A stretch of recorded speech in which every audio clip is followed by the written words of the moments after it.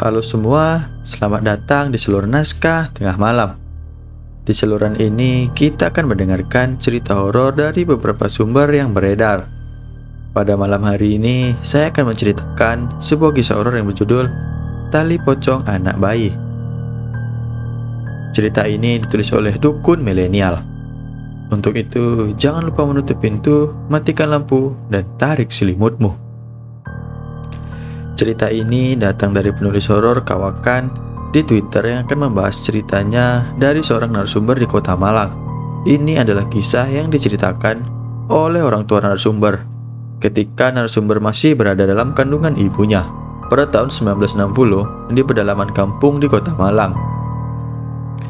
Pagi ini terdengar teriakan pilu seorang wanita, membuat para warga keluar rumah untuk mencari sumber dari suara berasal. Semua warga keluar dari rumahnya dan menghampiri rumah yang menjadi sumber keributan di pagi buta tersebut. Tati pagi ini histeris. Dia histeris melihat sang bayi yang ditinggal selama beberapa menit saja untuk mengambil air wudhu dan saat ini sudah tidak bernyawa. Pasalnya sebelum dia keluar dari kamar, dia masih bercanda dengan sang buah hati hingga akhirnya dia menyusui bayinya. Lalu kemudian tertidur pulas. Barulah dia keluar dari kamar menuju ke kamar mandi. Duka mendalam sangat nampak di kedua wajah suami istri tersebut. Seakan tidak rela kehilangan sang buah hati yang sudah dinanti-nanti yang cukup lama selama 5 tahun. 3 hari setelah meninggalnya sang bayi, Pak Rohim, bapak dari Somad, mendapatkan rezeki yang berlimpah.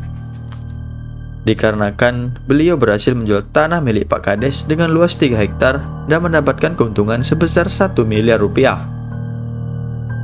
Sang pembeli menyetujui harga yang disebutkan oleh Pak Rohim, yaitu kelebihan 1 miliar di atas harga yang diminta oleh Pak Kades. Karena rezeki yang berlimpah tersebut, akhirnya Pak Rohim mengadakan pengajian cucunya dengan megah hingga mendatangkan orang besar ke desanya. Hal tersebut membuat warga kampung merasa terhibur. Tetapi tidak dengan Tati dan Somad. Mereka masih larut dalam kesedihan. Setelah acara selesai, pagi harinya Somad pergi meninggalkan istrinya yang masih larut dalam duka. Dan kedua orang tuanya Somad pergi meninggalkan desa. Kabar angin yang beredar di masyarakat setempat, Somad pergi dari istrinya karena kecewa dan lebih milih wanita lain. Kabar tersebut terdengar di telinga Tati dan membuatnya sangat terpukul. Tati mengalami depresi berat dan yang mengurus Tati dengan sabar adalah ibu mertuanya. Seminggu sebelumnya, Pak Kades tidak sengaja bertemu dengan Pak Rohim di kantor kepala desa. Pak Rohim hendak menanyakan surat-surat yang harus disiapkan untuk membuat berkas cucunya. Dia mendengar sekilas pembicaraan Pak Kades dengan orang lain yang berada tak jauh darinya. Dan isi pembicaranya ialah, "Iya, tanah yang di pinggir jalan besar itu, yang ada beberapa pohon jatinya, tolong ya dijualkan. Luas tanahnya sekira 3 hektar lebih. Kalau bisa secepatnya ya, karena saya harus siapkan uang untuk dana pemilihan berikutnya," ucap Pak Kades yang tak sengaja terdengar oleh Pak Rohim. "Baik Pak, saya akan segera pasang tulisan dijual di tanah tersebut. Nanti kalau sudah ada yang nanya, saya akan beritahu Bapak," jawab lawan bicara Pak Kades yang lebih terlihat sebagai anak buahnya. Setelah lawan bicara Pak Kades pergi, Rohim segera menghampiri Pak Kades, menanyakan perihal tanah yang akan dijual. "Maaf Pak, saya dengar Bapak mau jual tanah ya?" tanya Rohim langsung menghampiri Pak Kades yang hendak berbalik masuk ke dalam ruangannya. Pak Kades terdiam melihat Rohim. "Saya Rohim Pak, warga dari desa. Kebetulan saya suka bantu jualan tanah," ucap Rohim memperkenalkan diri. "Oh, Pak Rohim maklar tanah ya? Ya, saya tahu. Saya sering dengar, katanya Bapak cepat sekali menawarkan tanah. Rahasianya apa ya Pak?" tanya Pak Kades menggoda, membuat Rohim malu sehingga menundukkan wajahnya. "Bapak mau masarin tanah saya juga? Kira-kira Bapak minta komisi berapa?" tanya Pak Kades dengan penuh selidik. "Maaf Pak, jika benar Bapak mau menjual tanah, saya hanya ingin tahu berapa harga jualnya nanti. Saya ambil keuntungan dari kelebihan harga yang Bapak sebutkan," ucap Rohim menjelaskan. Oh begitu, jadi bukan komisi ya? Ucap Pak Kades menegaskan. Rohim pun menganggukkan kepalanya. Saya mau menjual tanah sekitar...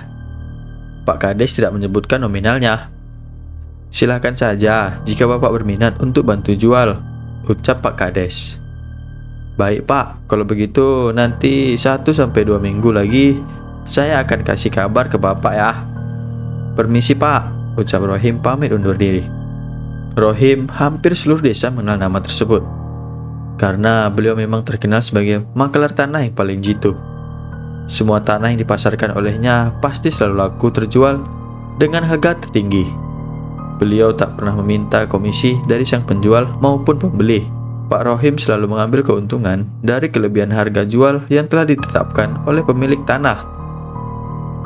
Dan sang penjual selalu menyetujui harga tanah yang sudah disebutkan tanpa menawar.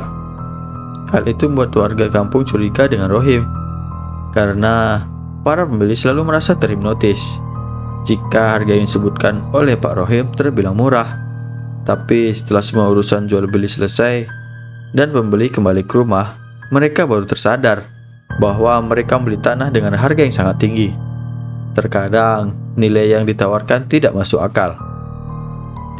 Hal tersebut membuat warga enggan jika harus datang meminta tolong atau menolong ke rumah Rohim. Pada tengah malam setelah cucunya dimakamkan, Rohim pergi secara diam-diam ke makam sang cucu.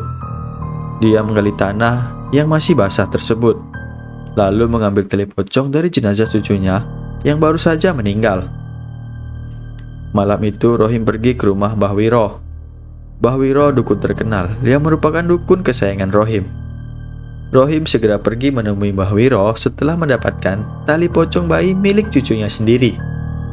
Mbah Wiro membacakan mantra dan merendam tali tersebut ke dalam air kembang 7 rupa. Setelah selesai membacakan mantra, Mbah Wiro mengembalikan tali pocong bayi tersebut kepada Rohim untuk segera dikuburkan di area tanah yang hendak dijual. Kuburkan tali ini di area tanah yang hendak kamu jual. Di mana saja, tapi harus saat ini juga, dan jangan sampai ada orang yang melihat. Kamu kuburkan tali tersebut, biar perewangku yang bekerja, ucap Mbah Wiro sambil tersenyum mengerikan. Rohim pun hanya mengangguk dan segera pergi meninggalkan rumah Mbah Wiro. Dan cerita ini bersambung ke episode 2. Itulah tadi sebuah cerita tentang tali pocong anak bayi part 1. Semoga kalian semua terhibur dengan cerita singkat pada malam hari ini. Terima kasih telah mendengarkan cerita di Naskah Tengah Malam. Jangan lupa subscribe, like, dan komen ya. Sampai jumpa di episode selanjutnya.